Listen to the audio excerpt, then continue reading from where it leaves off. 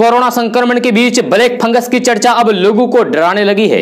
लोग black fungus को लेकर अधिक जानना चाह रहे हैं। बिहार में अब तक ब्लैक फंगस के 50 से अधिक मरीज मिल चुके हैं, जिसमें से कई स्वस्थ भी हो गए हैं। इस बीच पटना एम्स के डॉक्टर अनिल कुमार का कहना है कि ब्लैक फंगस कोई नई बीमारी नहीं है, ये बहुत पहले की बीमारी है।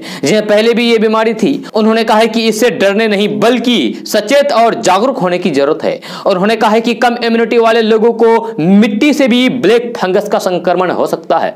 यह मिट्टी नमी वाले स्थान, सड़ी वस्तुएं भी कम रोग प्रतिरोधक क्षमता वाले लोगों के लिए ब्लैक फंगस का कारक हो सकते हैं। यह डॉक्टर अनिल कहते हैं कि यह फंगस पहले भी था, लेकिन कोरोना काल में यह ज्यादा प्रचलित हुआ क्योंकि अधिक स्टेरॉइड की दवा चलाई गई। उन्होंने कहा है कि ऑक्सीजन देने के वक्त सावधानियां नहीं बरती गई।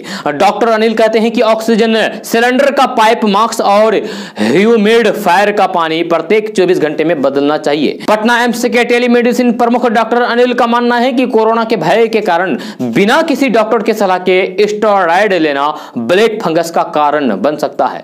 जब कोरोना काल में संक्रमण के कारण अचानक से ऐसे मामले बढ़े हैं, यानी कि जो लोग कोरोना से ठीक हुए हैं उसको ज्यादा ब्लैक फंगस होने की खतरा है। इसके बाद इसमें शुगर हाई होना, स्टेरॉइड का हाई डोज लेना, बिना एक्सपर्ट की निगरानी के डेक्सोना जैसे स्टेरॉइड की हाई डोज लेना बड़ा कारण बन सकता है। हालांकि उन्होंने यह भी कहा है कि इसे डरने की कोई जरूरत नहीं है। उनका मानना है कि जो लोग स्वस्थ होते हैं उन पर यह हमला नहीं कर सकता है। हम इस बीमारी को जितनी जल्द पहचानेंगे इसका इलाज उतना ही सफल हो जाएगा। उन्होंने कहा है कि ब्लैक फंगस की रोग के लिए लोगों को शरीर में रोग प्रतिरोधक क्षमता बनाए रखने की जरूरत है।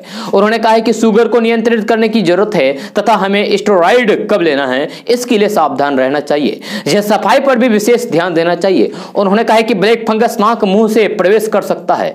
उन्होंने कहा है कि ऐसा नहीं करने पर ब्लैक फंगस तुरंत जानलेवा है। यह फंगस नाक आंख से होते हुए ब्रेन में जाता है।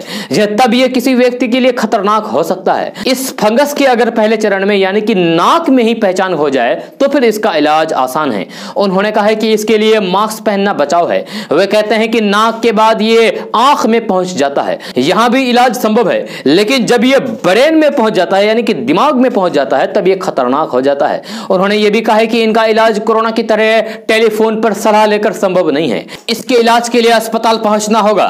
इस फंगस की पहचान बड़ी आसानी से की जा सकती है।